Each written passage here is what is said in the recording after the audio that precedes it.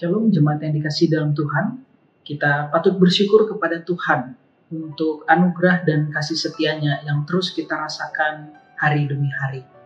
Mari saudara sekalian, sebelum kita akan belajar kembali mengenai kebenaran firman Tuhan, kita berdoa terlebih dahulu. Mari kita berdoa. Bapa kami di dalam surga, kami bersyukur kepada Tuhan untuk hari baru yang Tuhan boleh berikan bagi setiap kami. Kami bersyukur kalau Tuhan terus boleh menyertai hidup kami. Sepanjang malam kami beristirahat hingga kami bangun pada pagi hari ini. Kami boleh melihat bagaimana karya Tuhan dan juga penyertaan Tuhan yang selalu baru dan nyata di dalam kehidupan kami. Ya Tuhan, sebelum kami akan melakukan aktivitas kami, kegiatan sepanjang hari ini, kami mau melandasi hidup kami melalui kebenaran firman Tuhan. Maka dari itu kami berdoa, biarlah Allah Roh Kudus boleh tolong dan sertai kami agar pemberitaan firman Tuhan pagi ini juga boleh kami pahami dan kami lakukan di dalam kehidupan kami masing-masing. Terima kasih Tuhan, demi Yesus kami berdoa dan bersyukur. Amin. Saudara sekalian, pagi ini kita akan bersama-sama belajar satu bagian firman Tuhan di dalam Lukas pasal 19 ayat 1 hingga ayat yang ke-10. Saya akan bacakan ayat ini bagi Bapak Ibu Saudara sekalian. Di bawah perikop judul Zakheus. Yesus masuk ke kota Yeriko dan berjalan terus melintasi kota itu. Di situ ada seorang bernama Zakheus, kepala pemungut cukai, dan ia seorang yang kaya. Ia berusaha untuk melihat orang apakah Yesus itu, tetapi ia tidak berhasil karena orang banyak, sebab badannya pendek. Maka berlarilah ia mendahului orang banyak, lalu memanjat pohon ara untuk melihat Yesus yang akan lewat di situ. Ketika Yesus sampai ke tempat itu, ia melihat ke atas dan berkata, "Zakheus, segeralah turun, sebab hari ini aku harus menumpang di rumahmu." Lalu Zakheus segera turun dan menerima Yesus dengan sukacita. Tetapi semua orang yang melihat hal itu bersungut-sungut katanya, "Ia menumpang di rumah orang berdosa." Tetapi Yesus berkata kepadanya, "Tuhan, setengah dari milikku akan kuberikan kepada orang miskin, dan sekiranya ada sesuatu yang kuperas dari seseorang, akan kukembalikan 4 kali lipat."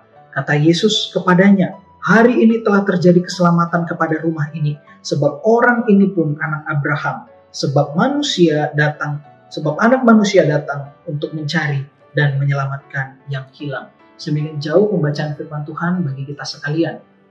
Jemaat yang dikasih dalam Tuhan, jika kita yakin akan suatu kebenaran, maka kita akan memperjuangkan kebenaran itu dengan sekuat tenaga, meskipun banyak halangan yang merintangi, bukan? Saudara sekalian, di awal dari cerita yang kita baca ini, Alkitab menjelaskan atau membuka cerita ini dengan menjelaskan seorang bernama Zakheus. Kita tahu bersama ia adalah kepala pemungut cukai, dalam bahasa Yunani architelones. Dan jabatan ini didapatkan karena sebenarnya ia membayar kepada pemerintah Romawi, saudara. Jabatan cukai saat itu adalah jabatan yang sangat dibenci orang Yahudi karena memberatkan mereka. Selain itu, Alkitab juga menggambarkan Zakheus sebagai seorang yang sangat kaya. Diceritakan, saudara, bahwa Zakheus ingin melihat seperti apakah Yesus itu. Mungkin ia sudah banyak mendengar dari orang-orang tentang Yesus dan merasa sangat penasaran akan pribadi itu. Saking besarnya keinginan Zakheus, saudara, maka kalau kita lihat di ayat yang ketiga, ia berusaha untuk melihat Yesus. Tetapi ia gagal karena dituliskan ada banyak orang yang menghalangi jalannya. Apalagi Alkitab menyebutkan atau menuliskan bahwa badan dari Zakheus itu sangat pendek. Namun, Zakheus lantas tidak menyerah dan ia tetap berusaha, saudara. Maka dari itu di ayat yang keempat dituliskan bahwa Zakheus kemudian mendahului orang banyak dan kemudian memanjat pohon ara. Dan akhirnya Zakheus dapat melihat Yesus. Hanya sebatas melihat Yesus dan tidak lebih dari itu. Saudara bisa membayangkan perasaan Zakheus saat itu. Ibarat ketika kita bertemu dengan artis kesukaan kita, tetapi kita nggak bisa foto, nggak bisa ngobrol, karena ada banyak orang yang menghalanginya. Zakheus dalam hal ini juga tidak bisa berbuat apa-apa lagi, saudara. Dan inilah usaha terakhirnya untuk melihat Yesus Kristus itu. Saudara sekalian, di tengah hiruk pikuk tersebut, tiba-tiba Yesus berhenti dan memandang ke atas dan berbicara kepada Zakheus. Bak disambar petir di siang bolong. Mungkin seperti itulah perasaan Zakeus saat ditatap dan disapa oleh Yesus. Yesus kemudian berkata, "Aku harus menumpang di rumahmu." Coba saudara perhatikan kata harus. Menurut saudara, mengapa Alkitab menggunakan kata harus dan bukan kata yang lain? Seharusnya bisa saja penulis Alkitab menggunakan kata, "Aku mau menumpang di rumahmu," pakai kata mau, tetapi tidak dituliskan demikian. Dalam hal ini penulis Alkitab tidak salah menuliskan kata harus. Di dalam bahasa Yunani-nya dipakai kata dei, dan penulis Alkitab sengaja menuliskan kata tersebut karena ada rencana yang Allah ingin genapi di dalam diri Zakeus. Dalam bahasa teologisnya, divine appointment, perjumpaan ilahi dengan Tuhan itu. Saudara, Zakeus mungkin bisa membeli jabatannya sebagai architelones tadi, dan mungkin dia dapat membeli apapun yang ia inginkan karena ia kaya. Tetapi ia tidak dapat membeli kesempatan untuk berjumpa dengan Yesus. Saudara, perjumpaan ilahi adalah inisiatif daripada Allah. Allah lah yang memilih dan beranugerah kepada setiap orang yang diperkenannya. Ada sebuah kutipan yang berkata demikian, "Dengarkan gumaman air, dan Anda akan mendengar suara alam. Dengarkanlah keheningan di bawah, dan di sana Anda akan menemukan Tuhan." Saudara, kutipan ini hanyalah satu dari banyak kutipan yang menggambarkan pencarian manusia akan Allah. Namun pencarian itu hanya menghasilkan kekosongan. Manusia dalam keadaan berdosanya tidak dapat mencari Allah yang benar itu, karena manusia sudah rusak oleh dosa.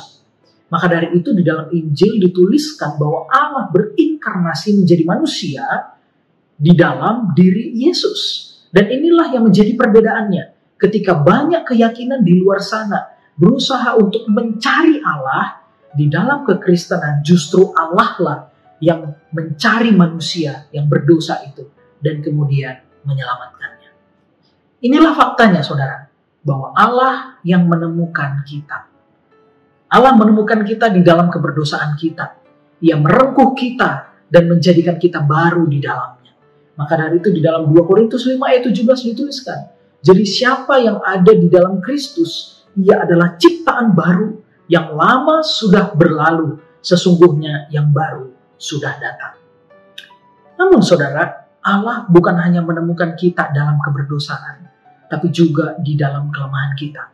Di dalam ketakutan kita, ia menyatakan hadirnya dalam setiap air mata dan rintihan kehidupan yang engkau dan saya alami. Saudara, mungkin saat ini engkau sedang tidak berdaya.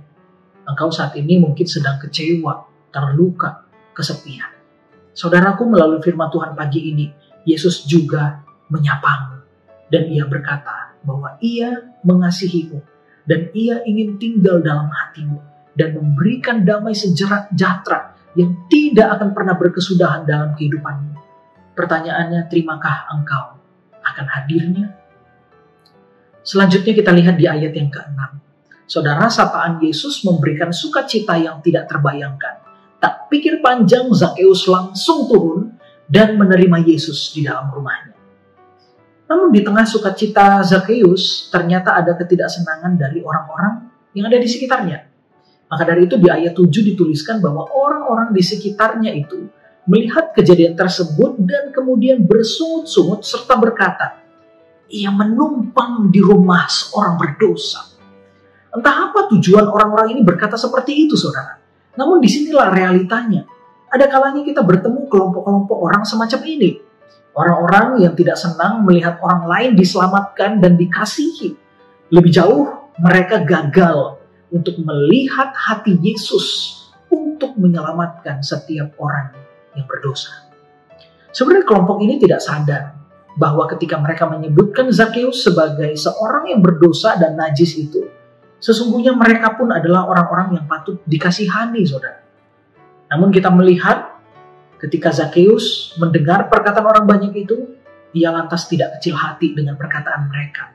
Justru Zakeus berkata di ayat yang ke-8, "Tuhan, setengah dari milikku kuberikan kepada orang miskin, dan sekiranya ada sesuatu yang kuperas, akan kukembalikan 4 kali lipat." Saudara, dalam Imamat 6 ayat yang ke-5, dituliskan demikian. Atau segala sesuatu yang dimungkirinya dengan bersumpah dusta, haruslah ia membayar gantinya sepenuhnya dengan menambah 1/5.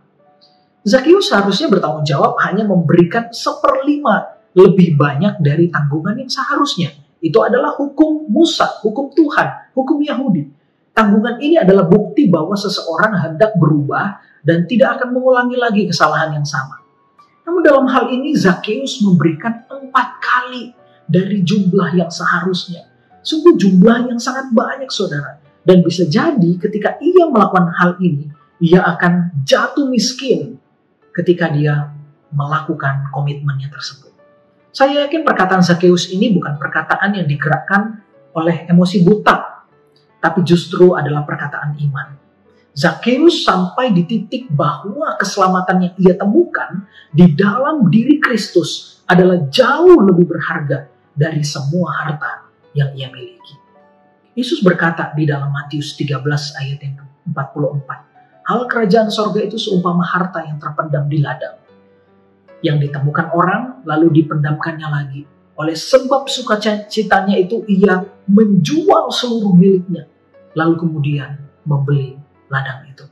Saudaraku, bukankah respon Zakeus ini menjadi respon kita juga seharusnya sebagai umat percaya? Jika kita betul-betul mengasihi Yesus dalam kehidupan ini, seharusnya kita berjuang untuk terus dekat dengannya, mendambanya setiap saat. Secara khusus di masa pandemi seperti sekarang ini, saudara. Saudaraku, ada banyak orang di luar sana, secara khusus orang-orang Kristen, yang mengatakan demikian. Aduh, saya nggak punya waktu buat Tuhan. Tapi ketika kita lihat dan bertanya, dia punya waktu untuk pacaran, dia punya waktu untuk lakukan hobi dan lain sebagainya. Pertanyaannya bukan apakah ada waktu Tuhan atau waktu yang Tuhan berikan kepada kita kurang atau tidak, tetapi apakah kita benar-benar mengasihi Tuhan di dalam kehidupan ini atau tidak. Jika kita betul mengasihi Tuhan, kesibukan bukan menjadi alasan untuk kita bisa dekat dengan Dia setiap hari. Saudara, kiranya firman Tuhan ini juga boleh menjadi pengingat bagi kita untuk memacu kita lebih lagi hidup mengasihi Tuhan, menaati Dia dan memuliakan Dia di dalam kehidupan ini. Tuhan Yesus kiranya memberkati Bapak Ibu Saudara sekalian di dalam melakukan seluruh aktivitas dan tanggung jawab hari ini. Tuhan Yesus memberkati.